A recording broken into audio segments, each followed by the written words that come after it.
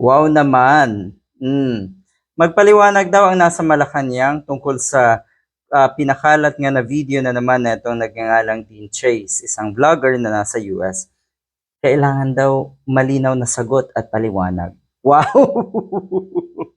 Demanding.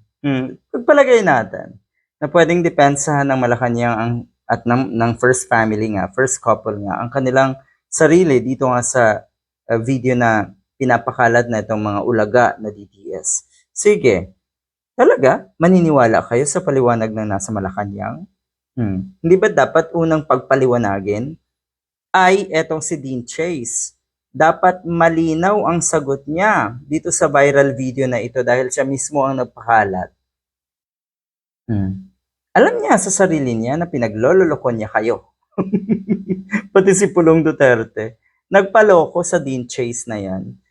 Ay baka kasi daw, eto nababasa natin, baka naman kasi Mr. Pulong Duterte, isa ka sa mga nasa likod netong mga ganitong klaseng atake sa nasa Malacanang. Kadiri kayo yung mga atake niyo. Yan ang kaya niyo, yung bangag ang nasa Malacanang. Na malaswa, gumagawa ng kalaswaan ang nasa Malacanang. Talaga? Wala na? Wala nang iba? Yan na yun?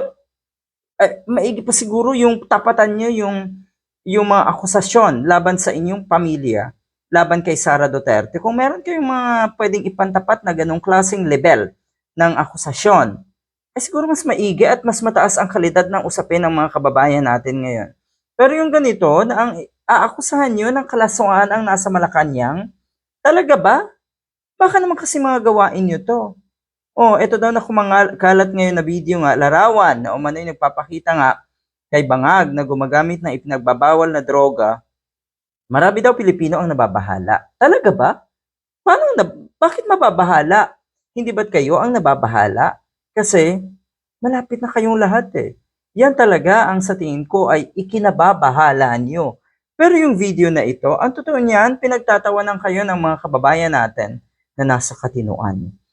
Pinagtatawanan ang mga taong wala sa katinuan ng mga kababayan natin na normal pa ang kaisipan.